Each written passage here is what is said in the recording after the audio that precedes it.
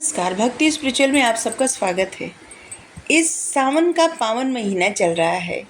लोग शिव जी की भक्ति में लीन हैं। बहुत सारे लोग हैं जो जल चढ़ाने जा रहे हैं, जल चढ़ाते हैं, शिव जी के लिए व्रत रखते हैं, शिव जी की पूजा आराधना करते हैं, भक्त हैं शिव जी के। और शिव जी के नाम पे बहुत सारे ऐसे भी लोग हैं जो बहुत नशा करते हैं, लेकिन शिव जी के नाम पे थोड़ा उनको, जो लोग नशा करते हैं शिव जी के नाम पे, उनको तो थोड़ा सा वो भी करना चाहिए ना, विष पी लेना चाहिए और गले में वासुकी नाग को भी धारण कर लेना चाहिए। मतलब कोई भी नाग धारण कर लेना चाहिए क्योंकि शिव जी को पसंद है। तो खैर, शिव जी एक, मतलब आप उनको आराध्य मानते हैं आप सब, लेकिन क्या आप जानते हैं उनका जीवन कितना अच्छा है? वो मनुष्यों को किस तरह से परिवार में रहना सिखाए हैं। शिव जितना बैरागी हैं उतना ही शिव पारिवारिक भी हैं। उनका परिवार भी है। उनकी पहली पत्नी थी माता सती, जो कि उनके अपमान के लिए दक्ष प्रजापति शिव जी का अपमान किए थे, अपने जमाता का, और माता सती अपने पति का अपमान नहीं सह सकी और जिसकी वजह से अग्निकुंड में कूद करके आत्मदाह कर ली। और फिर दूसरा विवाह हुआ पार्वती माता से, जो कि बहुत कठिन तपस्या की, और शिव जी से फिर विवाह हुआ। शिव जी कितनी परीक्षा लिए थे जब माता तपस्या कर रही थी तब, लेकिन फिर विवाह हुआ। फिर उनके पुत्र पुत्री हुई। शिव जी के 2 पुत्र, 8 पुत्रियां हैं। क्या आपको पता है? शिव जी की 8 पुत्रियां हैं, जिनमें 5 नाग कन्याएं हैं, जिनके नाम हैं जया, विषधर, विषहर, शामिलवारी, देव और दोतली। ये सब नाग कन्याएं हैं। शिव जी की और 3 कन्याएं हैं। उनमें है अशोक सुंदरी, ज्योति मतलब माँ ज्वालामुखी, और देवी वासुकी मतलब मनसा देवी। और दोनों पुत्र को तो आप जानते ही हैं, कार्तिकेय और गणेश भगवान जी।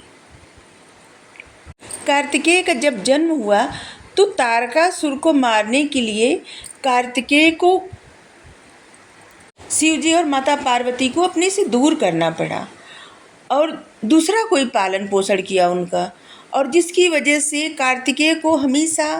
भगवान कार्तिकेय को हमेशा ऐसा लगता था कि उनके माता पिता उनको मानते नहीं हैं, गणेश जी को ज़्यादा मानते हैं। और इस बात का उनको बहुत ज़्यादा, मतलब बहुत ज़्यादा क्रोधित रहते थे।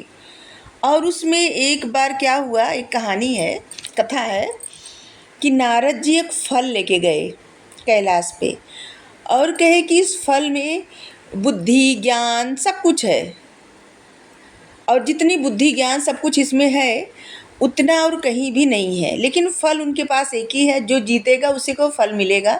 और इसलिए प्रतिस्पर्धा कराया जाए गणेश जी से और कार्तिकेय जी से, और जहाँ पे जो जीतेगा और उनको जो है फल दिया जाएगा। तो कार्तिकेय जी के पास मयूर था। कार्तिकेय जी सोचे कि ठीक है। और क्या प्रतिस्पर्धा थी कि ब्रह्मांड के 3 चक्कर लगाना। तो कार्तिकेय जी सोचे कि जीतेंगे वही, क्योंकि उनके पास मयूर था और मयूर तो कितना तेजी से उड़ता है। लेकिन गणेश जी के पास मूसक। कार्तिकेय जी तुरंत अपने मयूर पे बैठे और ब्रह्मांड के चक्कर लगाने चले गए।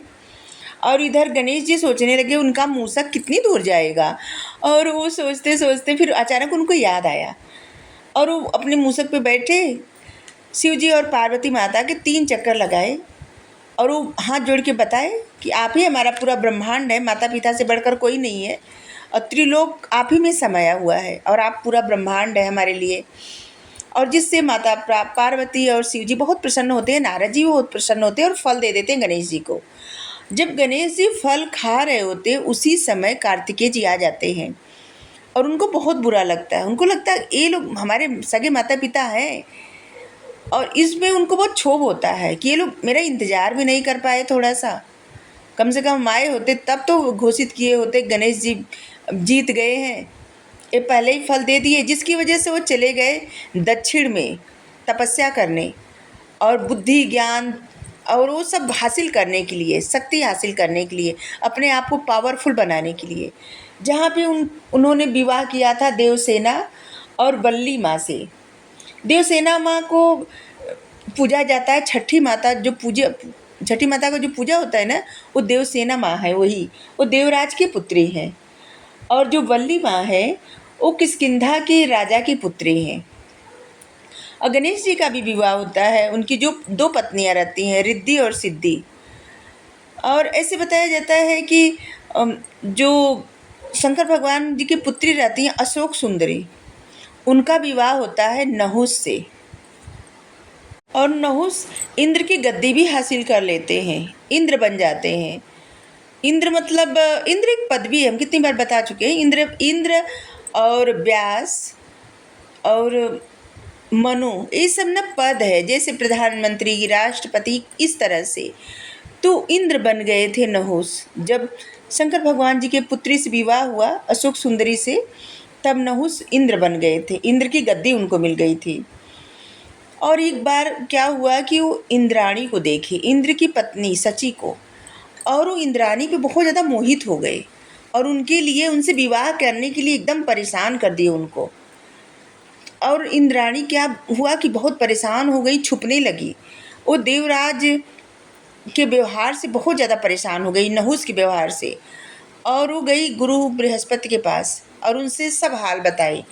तो गुरु बृहस्पति कहे कि ठीक है, तुमको एक उपाय बताता हूँ, तुम ऐसा करो कि बोल दो कि जो सप्त ऋषि हैं उनकी पालकी पे वो आए तो आप विवाह करने के लिए तैयार हैं।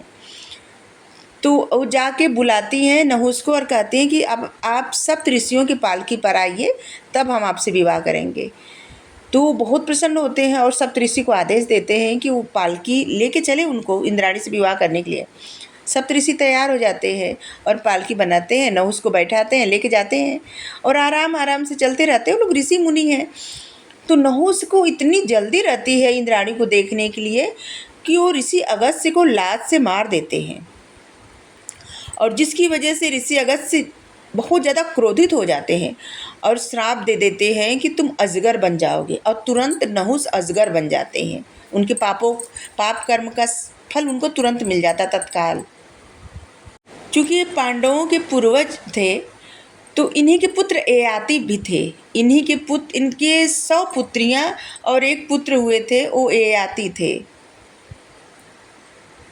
और शिव जी के जीवन में ये सब परीक्षा आती थी। सोचिए कितने बड़े बैरागी और कितने बड़े पारिवारिक भी, सभी पुत्रियों को संभालना और अपने पुत्र को संभालना, कार्तिकेय जी को मनाने के लिए दक्षिण भी जाना।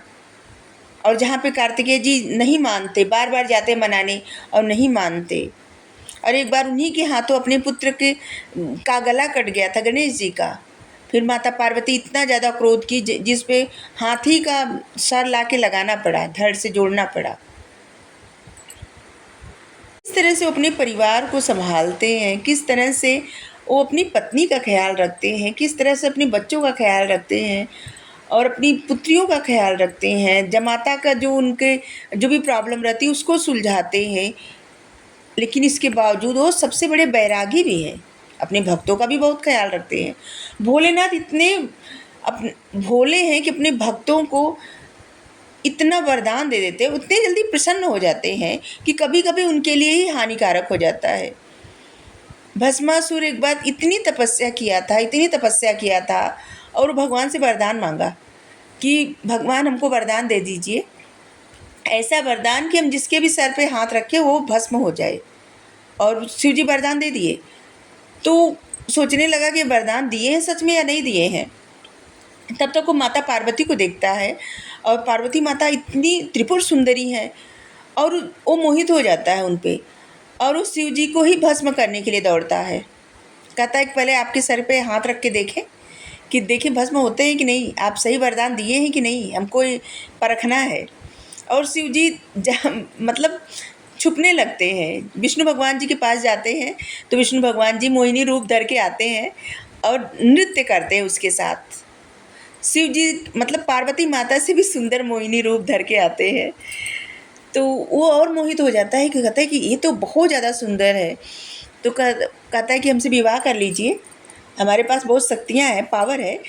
तो मोहिनी कहती है कि पहले नृत्य में हमको हरा दो, फिर हम विवाह करेंगे। तो कहता है ठीक है, हरा देंगे। और वो जैसे ही अपने मतलब वो नृत्य करते करते करते कहती है जैसे हम करेंगे नृत्य वैसे तुम भी करना। और नृत्य करते करते वो अपने सर पे हाथ रखती हैं और ये अपने सर पे हाथ रखता है और भस्म हो जाता है। शिव जी के भक्त जो रहते हैं ना, कठिन तपस्या जब करते हैं तो शिव जी तुरंत वरदान दे देते हैं, और कभी कभी उस वरदान का परिणाम बहुत भयंकर होता है। रावण को भी वरदान दिए थे, और शिव जी के भक्त जो रहते हैं जिनको वरदान मिल जाता है उनके अंदर बाद में अहंकार भी आ जाता है। जैसे रावण को अहंकार आ गया था, रावण को इतना अहंकार आ गया था कि एक बार कैलाश पर्वत को ही उठा लिया था, अपने बल में इतना चूर हो गया था। और जहाँ पे भोलेनाथ समझ गए थे और जब उसका अहंकार देखे तो अपने अंगूठे से धीरे से कैलाश पर्वत पे अंगूठे से दबा दिए धरती, और जिसकी वजह से वो दबने लगा। और वहीं पे शिव तांडव महास्तोत्र का मतलब वहाँ पे यही गाया पहली बार, शिव तांडव महास्तोत्र शिव जी के लिए। और जहाँ पे शिव जी उन्हें छुड़ाते हैं, मतलब अपना अंगूठा हटाते हैं, रावण जहाँ से निकल पाता है। रावण के अंदर कितना अहंकार आ गया था। लेकिन शिव जी के कुछ भक्त ऐसे भी होते हैं जहाँ पे शिव जी इतने प्रसन्न होते हैं कि उन्हें विष्णु भगवान के शरण भेज देते हैं। जो वरदान नहीं मांगते उन्हें विष्णु भगवान जी के शरण भेज देते हैं।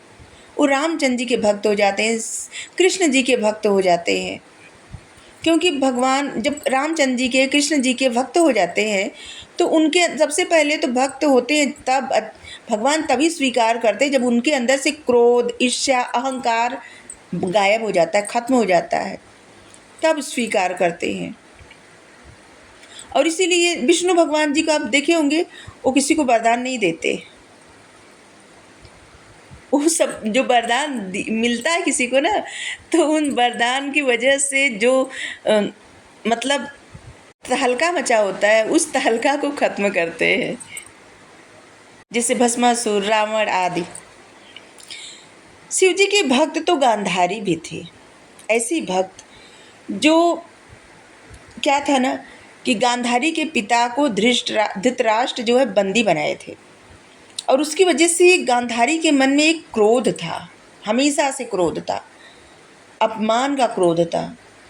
और ऊपर से धृतराष्ट्र के विवाह का मतलब उनके लिए रिश्ता भी गया, और उन लोग की मजबूरी थी, अगर विवाह न करते तो फिर हस्तिनापुर, भीष्म पितामह जो है इतने महाबली थे कि उनको हराना सभी के लिए नामुमकिन था। और जिसकी वजह से वो आंखों पे पट्टी बांध लेती हैं चिढ़ की वजह से कि एक अंधे के साथ विवाह हो रहा है तो मैं भी आंख पर पट्टी बांध रही हूँ, मैं भी कुछ नहीं देखूंगी। और जिसकी वजह से दुर्योधन पे इतना बुरा प्रभाव पड़ता है, और एक उसका मामा हो जाता है शकुनी। महाभारत में इस मामा का बहुत बड़ा रोल है, कंस मामा, शकुनी मामा। कैसे मामा जो अपने भांजे का बुरा ही किए, लेकिन उसमें एक मामा और थे, हैं अभिमन्यु के मामा। कौन? वासुदेव कृष्ण, जिन अभिमन्यु को लोग वीरता का प्रतीक मानते हैं, अपने भांजे को ऐसे बनाए थे। माँ माँ, मामा में दो शब्द, माँ मतलब दो बार माँ माँ होता है। मामा जो रहते हैं ना, उनकी ये जिम्मेदारी रहती है अपने भांजे को अच्छी शिक्षा दें, क्योंकि अगर मामा अपने भांजे के साथ दुर्व्यवहार करते हैं ना तो ऐसे कहा गया है कि बहुत बड़ा पाप लगता है उनको। और इसीलिए सभी मामा बहुत डरते भी हैं अपने भांजे से, और भांजे को बहुत मानते भी हैं। तो शिव भक्तिनी गांधारी के बात कर रहे थे।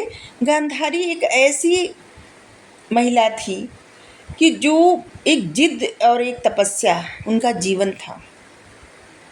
जिद ऐसी कि वो अपने आँखों पर से कभी पट्टी नहीं हटाएंगी, और तपस्या, उनका जीवन ही एक तपस्या था। वो अपने जीवन को तपस्या बना ली थी, लेकिन उस तपस्या की स्ट्रेंथ क्या था, शक्ति क्या थी? शिव भक्ति। लेकिन बाद में अपनी भक्ति का अहंकार उनके अंदर भी आ गया था, जबकि उनको पता था कि ये युद्ध धर्म और अधर्म का है और कुछ न कुछ दोषी वो भी हैं। लेकिन फिर भी वो भगवान को श्राप दे देती हैं, कृष्ण भगवान जी को श्राप दे देती हैं कि उनके कारण वो चाहते तो युद्ध रुक सकता था, और उनको श्राप दे देती हैं। तो अहंकार इनके अंदर भी तो आ गया था बाद में, भगवान को समझते हुए भी नहीं समझ पाए और उनको श्राप दे दी। तो शिव जी से सीखना, उनके गुणों को अपनी मतलब उनके गुणों का अनुसरण करना है।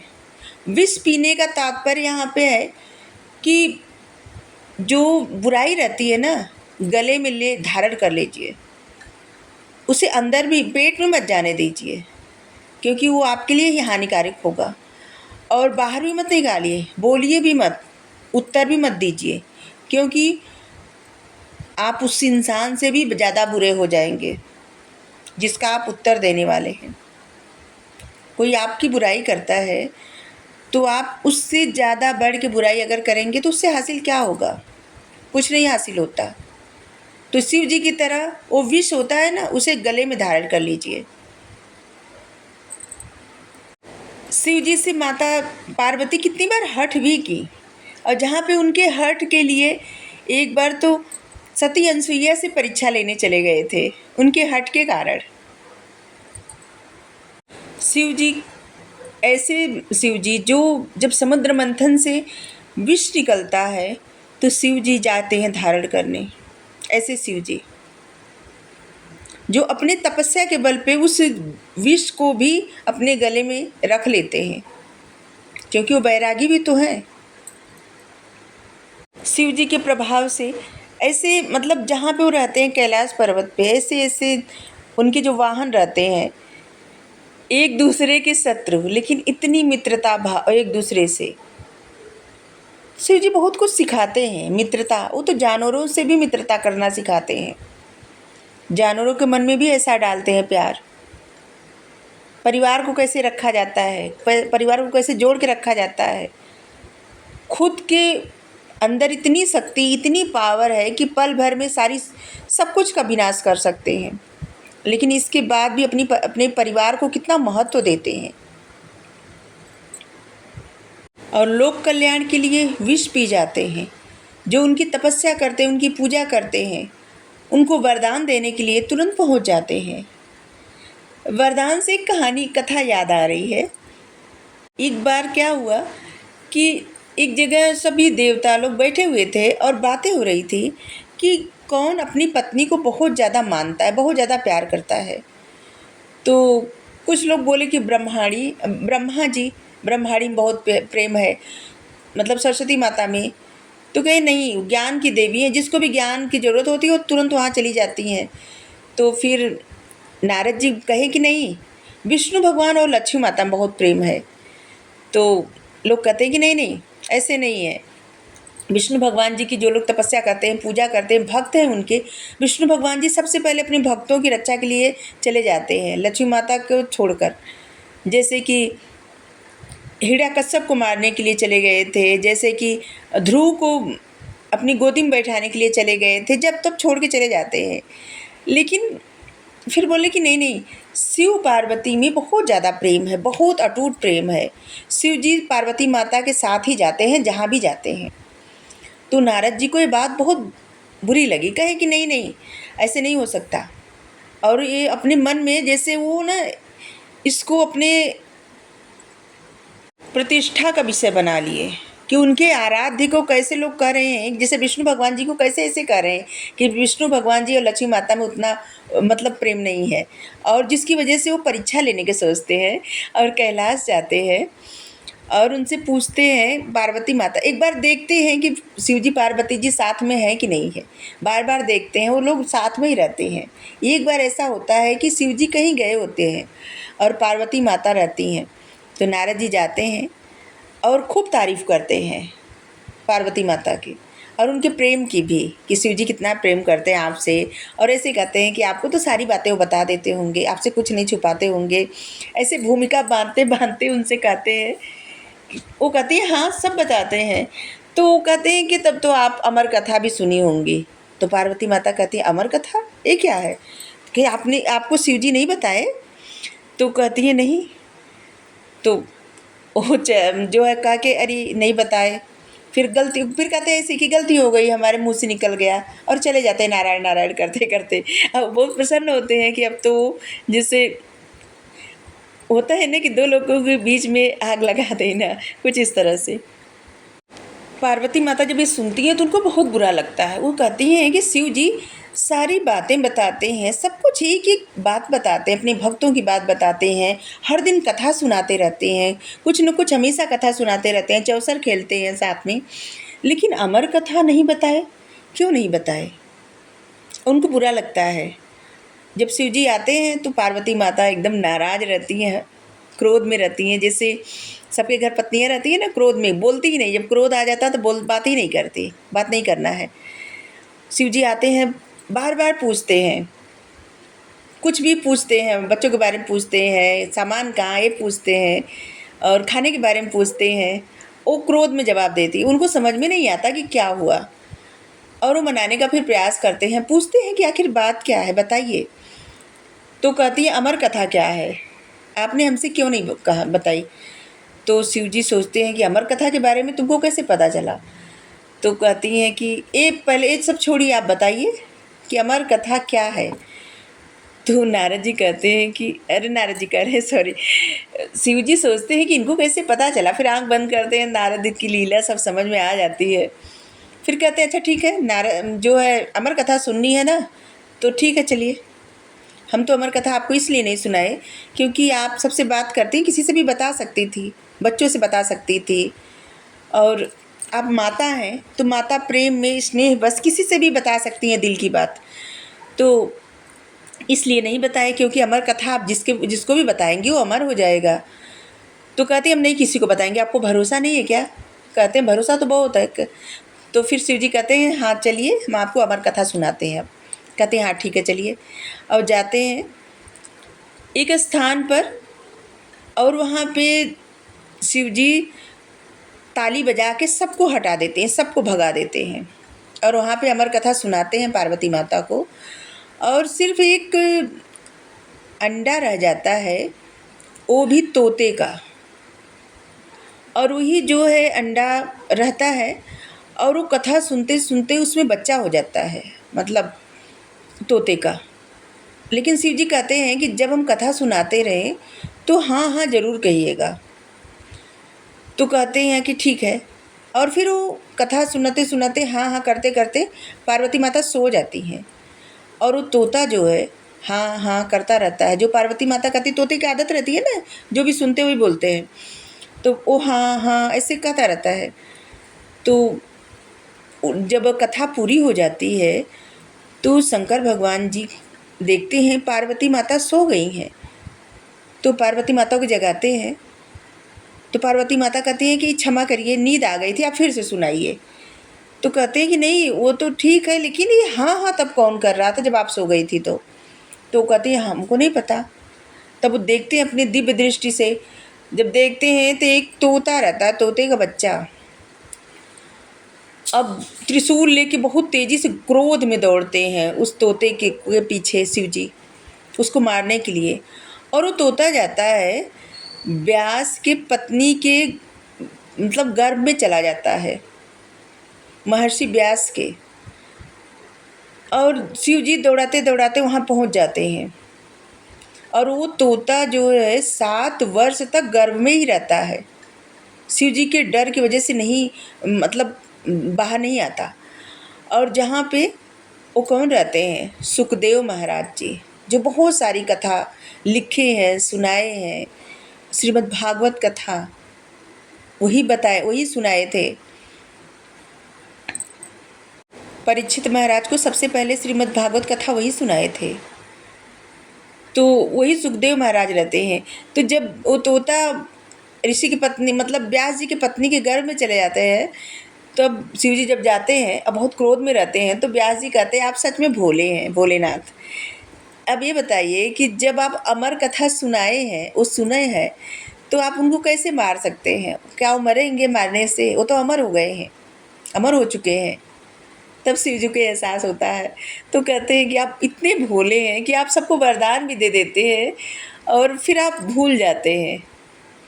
तो शिव जी ऐसे हैं जो अपनी तीसरा नेत्र खोल के किसी को भी भस्म कर सकते। कामदेव को भस्म कर दिए थे जब जिस समय वो वैराग्य धारण किए हुए थे, सती माता आत्मदाह कर ली थी और पार्वती माता से विवाह करने के लिए सभी देवता चाहते थे कि इस पार्वती माता से इनका विवाह जल्दी से हो जाए, जिससे तारकासुर को मारा जाए, क्योंकि इन्हीं के पुत्र के वजह से, मतलब इन्हीं का पुत्र पार्वती माता का और शंकर जी के पुत्र ही मार सकते हैं तारकासुर को, जो कि कार्तिकेय भगवान मारे थे। तो इसीलिए जल्दी से जल्दी विवाह करवाना चाहते थे और इसीलिए कामदेव को भेजे थे शंकर जी का तपस्या भंग करने के लिए।